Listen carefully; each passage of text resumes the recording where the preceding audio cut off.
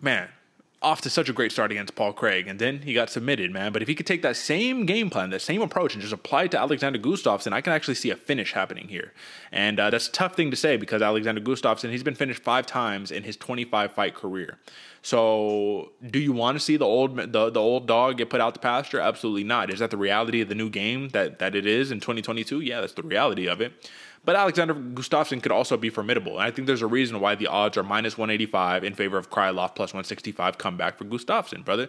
So the wrestler versus the grappler / striker. Who needs to do what to really implement their will?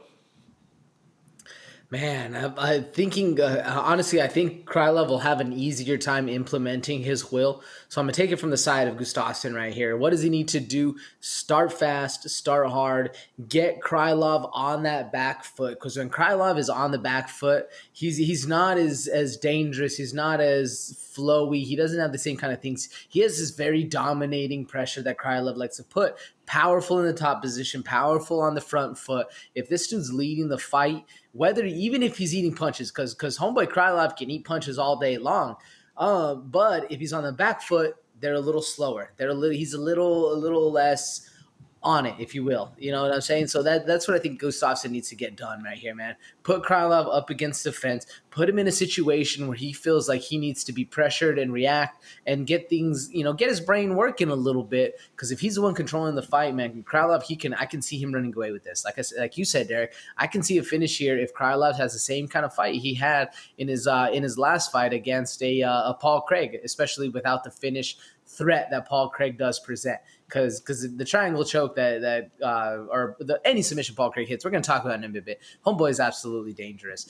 Now from Krylov, man, if Krylov can just exactly what I was saying, all his pros, man, stay on the front foot, be the aggressor, be the one controlling this fight, I think he's going to run away with this one, man, especially because Gustafsson really is becoming that more of the older breed of fighter, the fighter that we've seen be matched up against the young guns. And Krylov, he's not a young guy, how old is Krylov? He's 30 years old, brother, 30. So yeah, he's a young cat, but I still feel like he's one of the older style of fighters, if you will. So young guy, but still with an old style. So I don't think it's too much of a gap for Gustafsson to bridge, but there is still a gap nonetheless. Do you feel the same way, or you see something different coming from these two?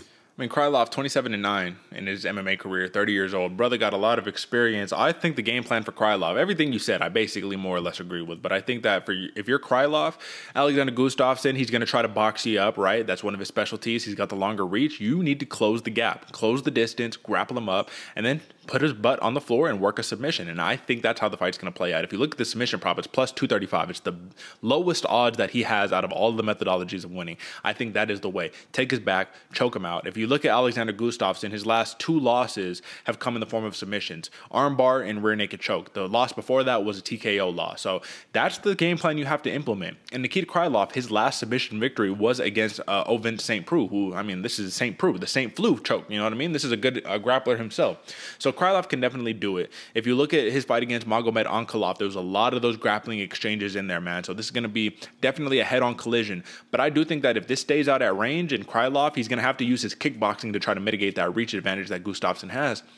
It's the question mark, though, AJ. The question mark for Gustafsson of, well, I remember how great you looked when you fought Glover Teixeira and you uppercutted him into oblivion and you looked icy on the hands and all that, but you're 35 and it's just been a long time, and I just don't know if I can bet on that version of you showing up on Saturday night in London. So I like Nikita Krylov.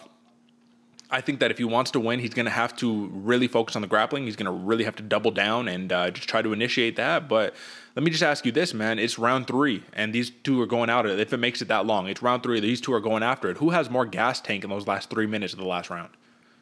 Oof. Instantly, I think Krylov, because Krylov does have a really good gas tank. He stays on his bike. He stays bouncy.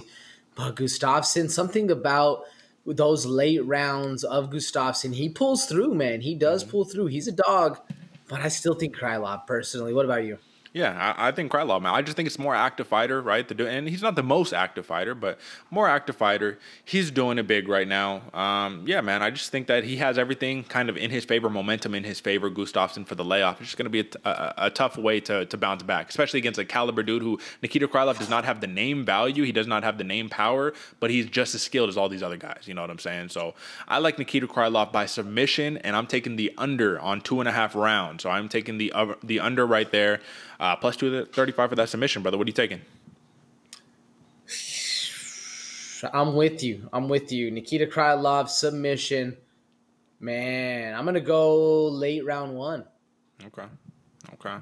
Gotcha. So submission, man. So it looks like we're in the same boat right there, man. And I mean, it's not the biggest long shot, but it's definitely something that you got to take into consideration now.